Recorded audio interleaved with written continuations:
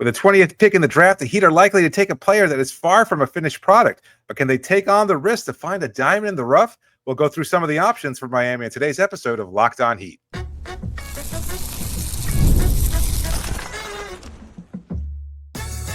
You are Locked On Heat, your daily Miami Heat podcast, part of the Locked On Podcast Network, your team every day. All right, welcome to Locked On Heat, your daily podcast on the Miami Heat. Whether you're tuning in on YouTube or on your favorite podcast app, thanks so much for making Locked On Heat your first listen every day. I'm Wes Goldberg here with David Ramil. Both of us are credentialed Heat media members who cover this team every day. For daily content on the Heat, click that subscribe button on YouTube. Make sure you're following us on your favorite podcast app. Today's episode is brought to you by FanDuel. Right now, new customers can get $200 in bonus bets when your first $5 bet wins. Really excited about today's show. It is our second installment of our Blue Notebook series, scouting prospects for the NBA draft. Today, we're looking at some high-risk, high-reward forwards, wings, who could be available for the Heat at 20. We're going to talk about Adou Thiero, Cedric Coward, Drake Powell, Rasheer Fleming. Let's jump in. That's what I'm doing. I'm taking 10 blue notebooks with me to Malibu with my wife. Blue notebooks. Blue notebooks. Blue notebooks. 10 blue notebooks to Malibu. Blue notebooks. Blue notebooks. Blue notebooks. 10 blue notebooks to Malibu. My life. David, you did the homework on Rasheer Fleming. What do you like about him? He's 6'9", 230, 7 feet 5-inch wingspan. So that is ungodly. Danny Chow from The Ringer described his wingspan as long as the list of humanity's sins, and I thought that was just a great poetic way of describing it. But I think the point comes across pretty well. It's that he's just very long, athletic. I think the length and athleticism really stands out in terms of like what a lot of people see first and foremost is that size and the ability to move well. But I love his motor. Defensive instincts are, I think, really elite. Like, he just has great recognition and then the physical tools to be able to capitalize on that. So you see a lot of switches with him. He picks up the guards, but he can kind of drop back, switch on to, maybe if they dump a pass into the dunker spot or something like that, he can recover pretty well and block shots or at least alter those shots because of that length and strength. So that's a really positive thing for him that I think is going to translate into the NBA. He's also a pretty good shooter. And he has, in my opinion, some really solid mechanics. So I think those are going to translate. That doesn't mean that he's going to have to, he's going to have to fine tune some things. But I think he's got some great potential there to be kind of a 3-and-D kind of wing, kind of sort of big. I don't know if he can handle larger players, but I think he has enough strength and versatility where he could probably guard 1 through 4 pretty easily, and maybe have some problems or a mismatch with a larger center or more skilled center type player. But overall, I think he's a really, really solid defensive player with some really good offensive potential. But I'll save that for what we didn't like, or at least what I didn't like about his college career, because there's a lot to like there. I really, in watching the film on him and seeing how well he was regarded, I think he's kind of one of those sleepers in the draft, and I think he has potential to be a really solid NBA player. So he's got a lot of fans when you start talking to scouts and start reading some of these profiles and mock drafts and things like that. And it's easy to see why. That wingspan, just to put a number on it, 7'5" wingspan, 7'5" and a quarter wingspan, and he's 6'8" and a quarter without shoes. He had the 4th longest wingspan measured at the combine. Yeah, behind a guy who is an inch taller than him and Thomas Sorber. And then 2 guys who are over 7 feet tall. that's the wingspan that we're talking about with this guy. It's pretty dramatic. I also love the fact that he's from New Jersey, sort of unheralded, out of the Northeast, goes to St. Joe's, plays for a couple years. 3-point percentage moved up a little bit, not on a whole lot of volume there, but you like some of that stuff. But it's the athleticism, to your point, that stands out. He feels like a guy. He feels like that guy who everybody wanted 5 years ago. Like right on the heels of everybody's looking for the next Draymond and everybody was looking for the next PJ Tucker. Yeah. He feels like that guy. Everybody was looking for this guy 5 years ago. It's not to say that these guys don't have any use in the NBA right now, but he was sort of like the hot commodity. I bet like if he were in the draft 5 years ago, he would have been like a no-brainer lottery pick, where right now he's sort of more in the that middle first round to end first round area. Yeah, absolutely.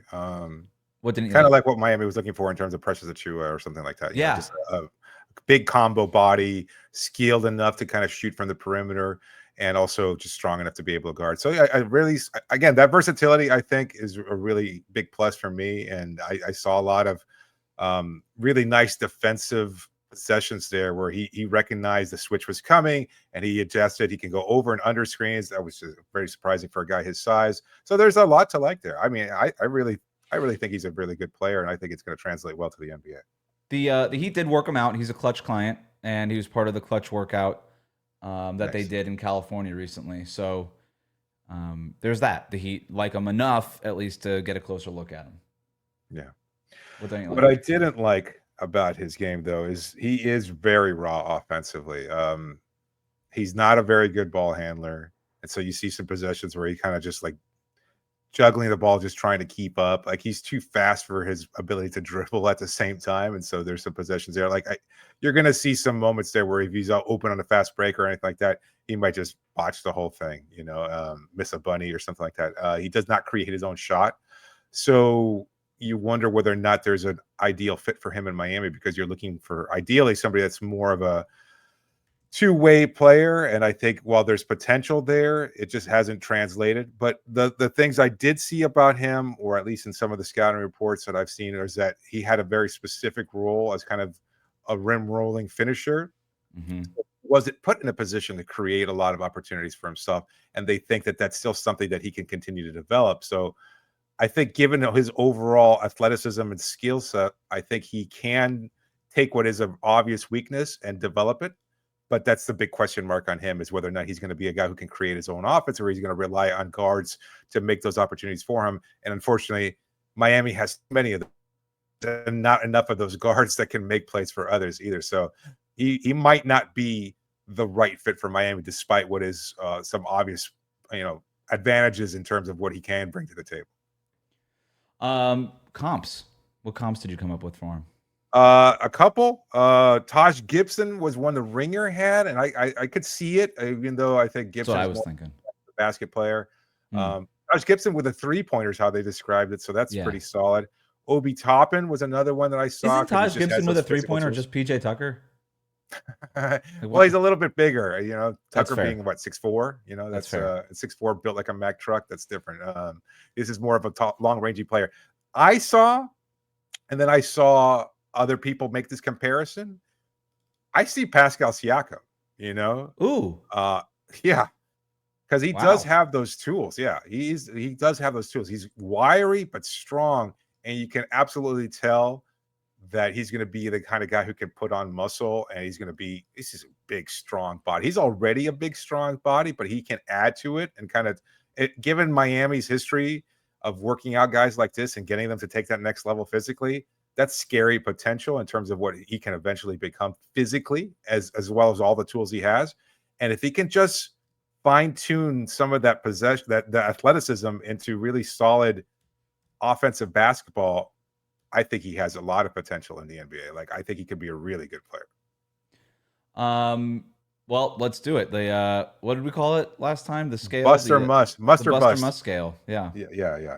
I've got him. Let me see the exact numbers here. I've got 75% rotation player, 25% all-star.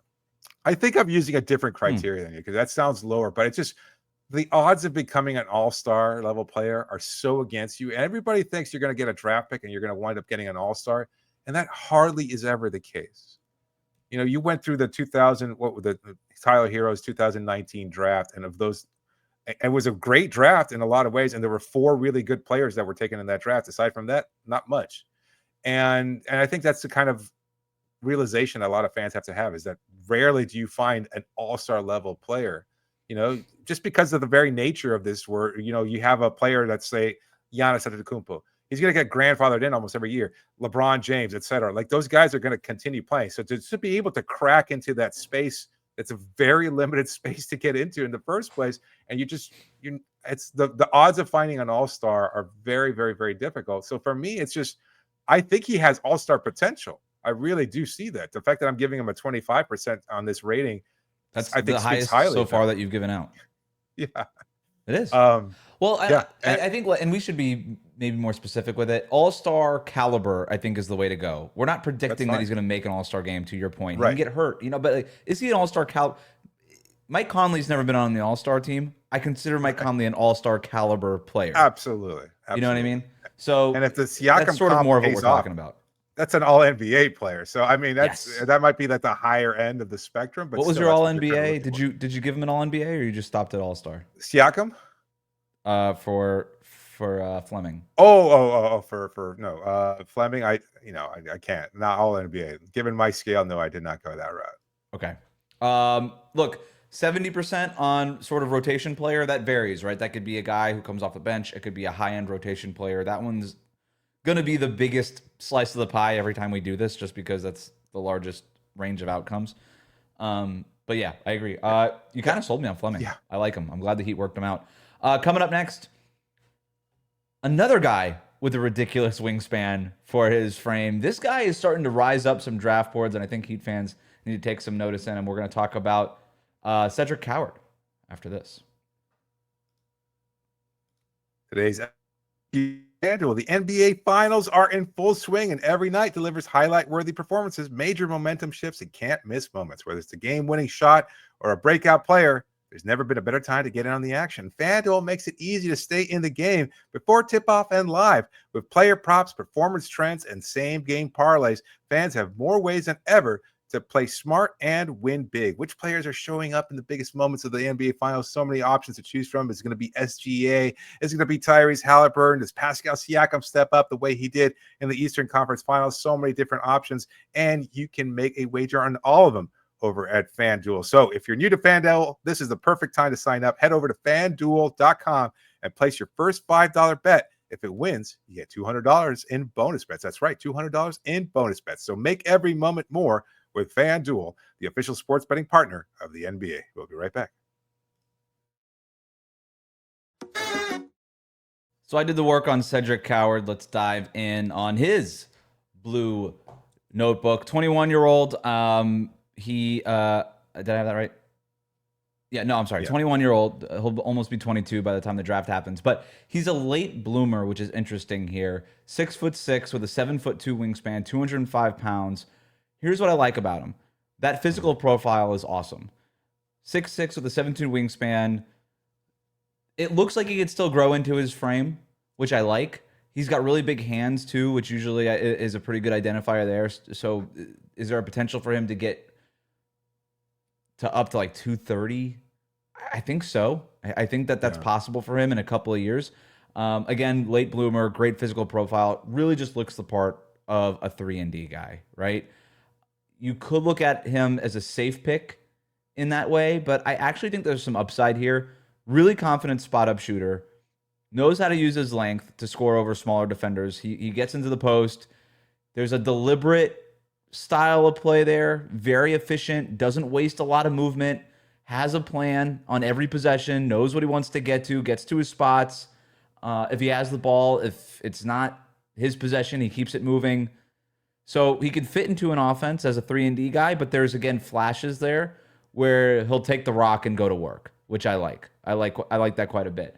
And then defensively, the guy's versatile, switchable, can guard multiple positions, competes, gets over screens, competes on the perimeter, uses that wingspan to fight over those screens. I think is really, really big. Kind of uses those elbows to maneuver his way and catapult his way over those screens. There's also been flashes of like weak side rim protection stuff with him, and at that 7'2" wingspan, that could be really important. It's just the activity level there, the length, all of it really stands out with him defensively. So I don't want to get into my comps just yet, but I think that this guy is really safe. He's one of the risers in the draft combine. I'm not sure he's going to be there at 20, if I'm being honest, but if he is there at 20, I love him as a pick for Miami because he's one of those guys where you could just play him right away. He could play a role for you off the bench as a 3-and-D guy, make open spot up jumpers, do a little bit off the dribble for you as second, third action kind of guy, and then eventually grow into maybe more of a featured role 3, 4, 5, 6 years down the line. I definitely think that that's in his wheelhouse. So really impressed with him so far. And like I said, he's one of the risers. Yeah, that's what I was gonna say. He is climbing, but I mean, there are flags there, right? Like I know he had a number of different stops collegiately, and is a little bit. He's young, although he's still a senior. You think there's any concern there in terms of why he wasn't able to find his footing? I mean, so much the college game has changed in terms of, you're just trying to find a right space where you can showcase your talents. Well, for him, he was not a big recruit. Like he blossomed late physically. So he started college in Division III. And then he moved to a smaller Eastern Washington, and then he eventually transferred over to Washington State. So I look at that as a positive, that he started in Division III in a real small-time college and just kept playing well. He averaged 19 points and 12 rebounds per game at Willamette University, Division III, and then it was like, hey, this guy's pretty good. Eastern Washington scooped him up, and then he was like really good there, averaged 15 and 7.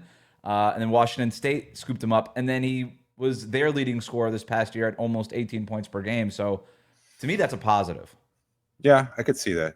He's done the work. He's continued to grow his game, etc. He's started off small and has shown that. So I mean, that's also these guys just being thrown millions of dollars as a high school junior to commit to Kentucky or Duke or something, like humble, right? Like that. Yeah. There's a lot of Heat stuff here that I like.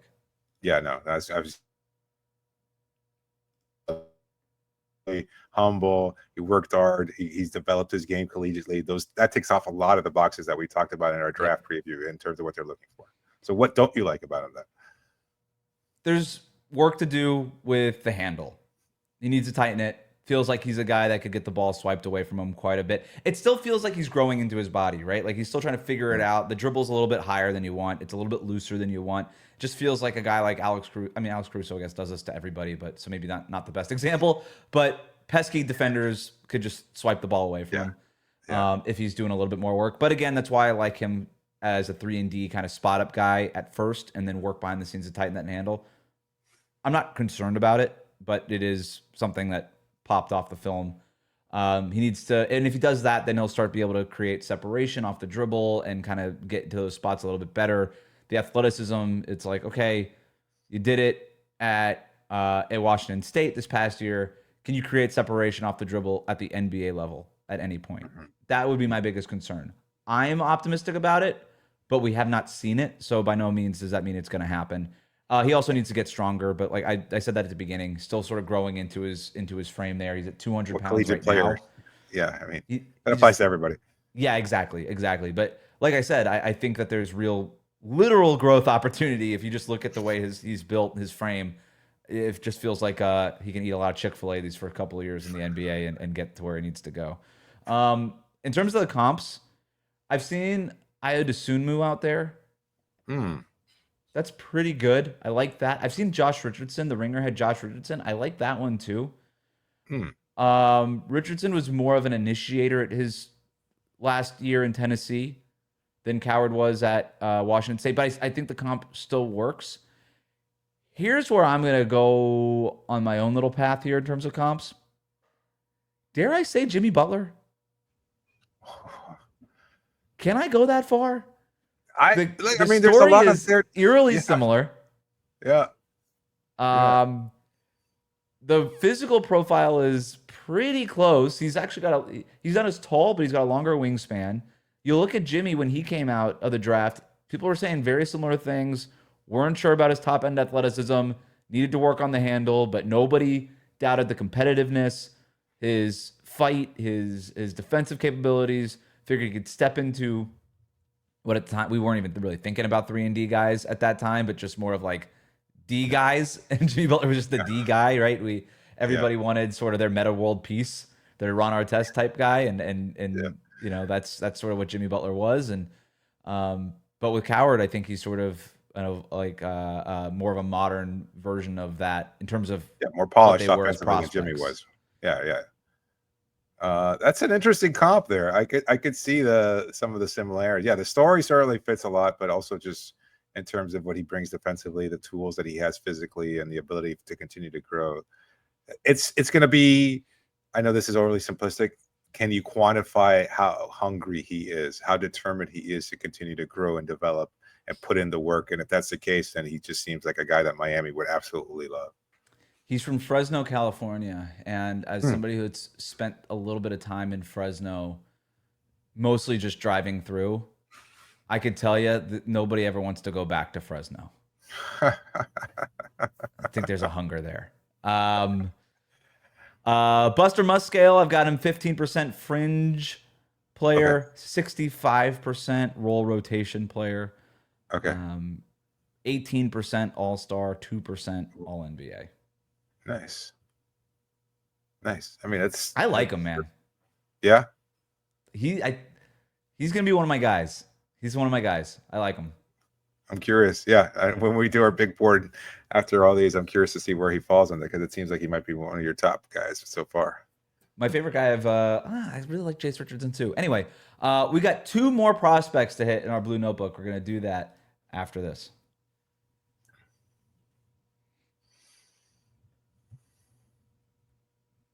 Two prospects, 1 segment, so we got to be quick. You did the homework on Drake Powell, North Carolina. Tell me about him.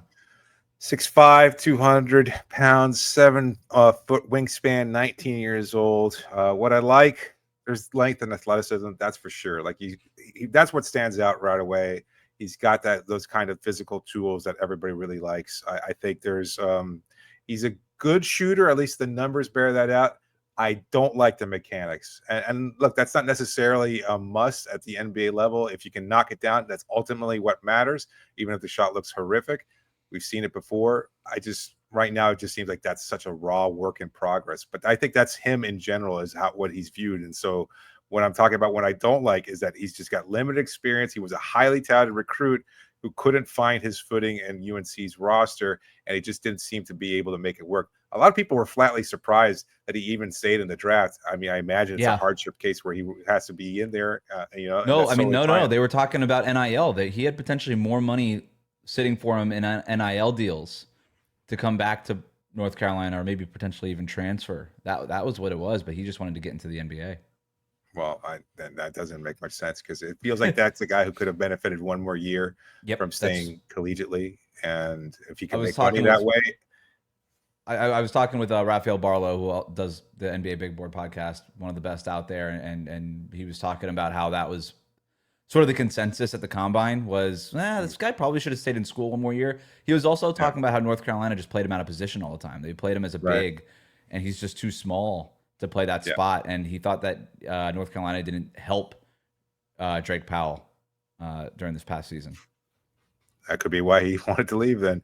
And if that's the case, that makes sense. It just, I don't know. He has a lot to show to prove that he can be an NBA level player. And right now, I just don't personally see it. So player comps are Herb Jones. So that's an interesting one. I like that. Great defensive skills. Yeah, absolutely. But there's also Torian Prince is one I saw. And I could see that. And then here's one that's going to give some Heat fans PTSD. Mo Harkless. Mo Harkless had a couple of good years. Not in Miami. He had a couple good years. Not in Miami. Not in Miami. Yeah, he was not an ideal fit for the Heat culture. Did not buy in. He was not one of our guys. So, yeah, I could see it. You know, just one of those guys that has that kind of rangy body, the length, the skill set, the physical tools, but never quite clicks. And Harkless was a solid, okay player for a season in New Orleans, and that's where. You're selling him short a little bit there. He was a decent role player in some different spots there. But let's hear from the Locked On podcast hosts who cover him. First burst onto the national scene as a defensive stopper, but it's the potential growth of his offensive capability that will ultimately determine his NBA ceiling. Powell's numbers from his lone year at North Carolina don't leap off the page at you, but it's the combination of everything he does while just scratching the surface that has him in conversation as a potential first-round draft pick. One of the single most impressive plays I saw this entire season of college basketball was Drake Powell hurdle an opponent, block that opponent's shot by grabbing the ball out of midair with 2 hands, and then lead the break back the other way.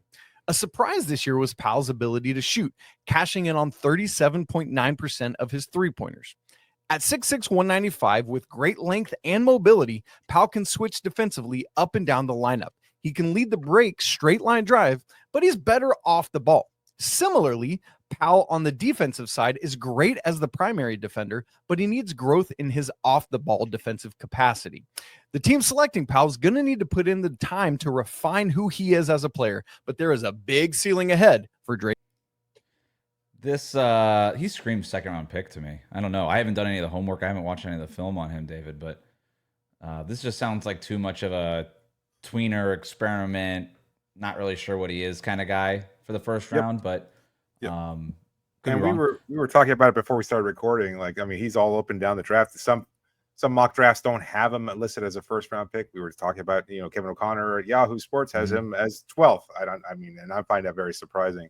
So he's just there's tools there. There's a lot to like, but he just hasn't put it together in any way consistently where I think that's legitimate. So I think a lot of teams are going to be scared off.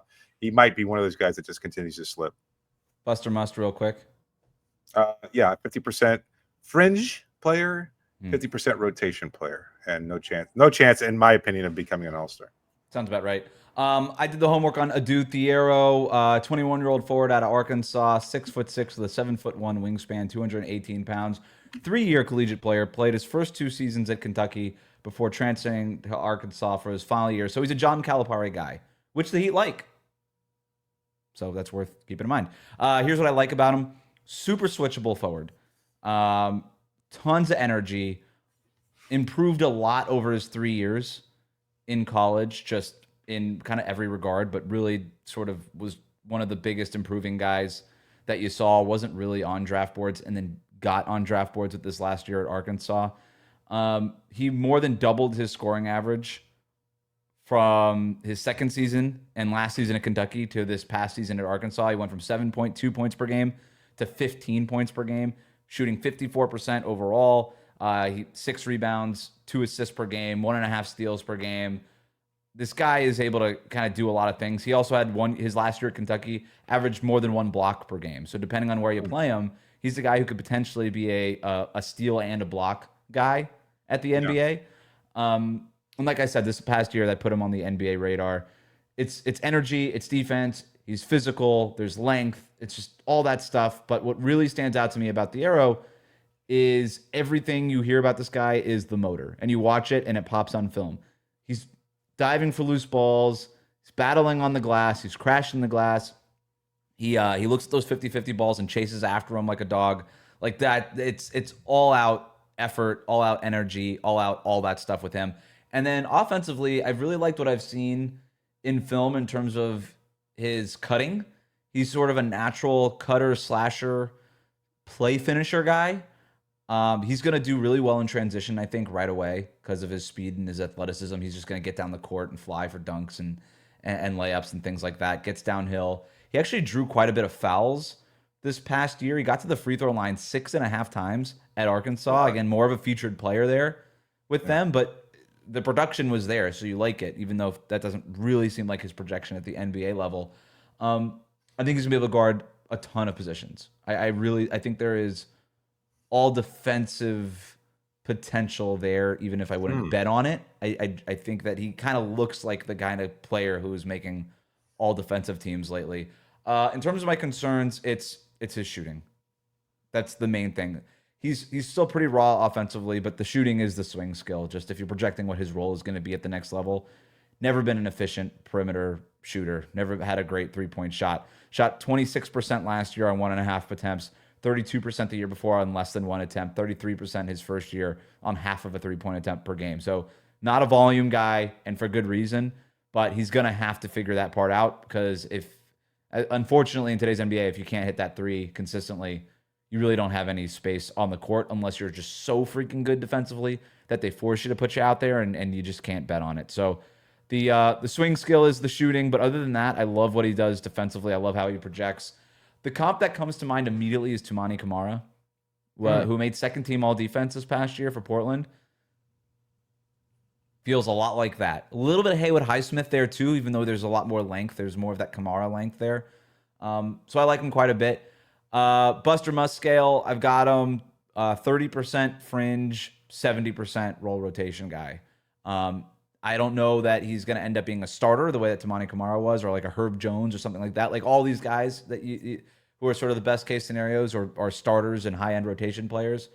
Is he that? Is he more of like a Matisse Thybulle, who's sort of just hanging out as a 9th or 10th guy? But I see him sticking in the league. The theme for the show is high upside. Doesn't sound like he has high upside technically though, right? Like, I mean, there might be a ceiling to what he can do, although it's on one side of the ball, and what he can do on that side is pretty impressive. So yeah, that's sort of where I think like if Herb Jones was like a high upside pick, he was a 2nd round pick. High upside doesn't necessarily mean you have to be like a 20-point per game scorer, but if at the end of the 1st round you find an all defensive level player, that's pretty good upside. That's fair. Is he the kind of player that Miami can afford to take at number 20, given their needs? Like, are they looking specifically for? We talked about this though, because I mean, I'm talking myself into it even as we're going through the discussion. The depth on this team is kind of a little bit of a yeah. You don't have that great shooter.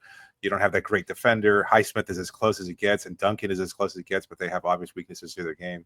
If you get a guy like Thiero, do you think he could become that kind of really intense defender off the bench until he can continue to develop his offensive game? It might pay off for Miami in that sense. They could use certainly high-level wing defenders. Yeah, the thing I always say when I'm looking at the draft, do you have an NBA skill? And Right. Thiero is an NBA-level defender right out of the box. Turnkey, put him out there, can defend. But it is risky. And at 20, it might be a little high. Rafael Barlow had him 38 on his big board. And I don't think I said this for Drake Powell. He had Drake Powell at 40. So right around the same area, right? Powell probably projects a little bit better with that 3-point percentage offensively than Thiero. But and they're both considered high-level defenders there who are super active on and off the ball. He had Fleming at 15, and he had Coward at 19. So of the 4 guys we scouted today, Fleming or Coward falling to Miami would be ideal in terms of the guys that we're talking about. It would be a little bit of a reach to go Powell or Thiero, but for a Miami Heat team that doesn't have a 2nd-round pick and you don't really know how this board is going to break at 20, and as we've talked about last week or earlier this week, whenever we did that, earlier this week, they're also going to stick to their own board. They're not going to, if they're in love with Powell or Thiero, they're not going to look at it as a reach at 20. They'll take their guy. I would be a little surprised, but I think Thiero is. I wouldn't hate it at 20, but you're hoping that there's some better options there at 20. Yeah, I don't know. I'd hate it. I would be a little disappointed because it feels like it's just that's a heck of a reach there. And I'd almost prefer if they were just able to somehow buy a 2nd-round pick if one of these players kind of drops and they were able to pick him up that way. Yep. That'll do it for our Blue Notebook. Thanks for making Locked On Heat your first listen today. For your second listen, check out the Locked On NBA Big Board Show. NBA draft expert Rafael Barlow reacts to every workout, interview, and rumor leading up to the NBA draft. Find Locked On NBA Big Board on YouTube and wherever you get your podcasts.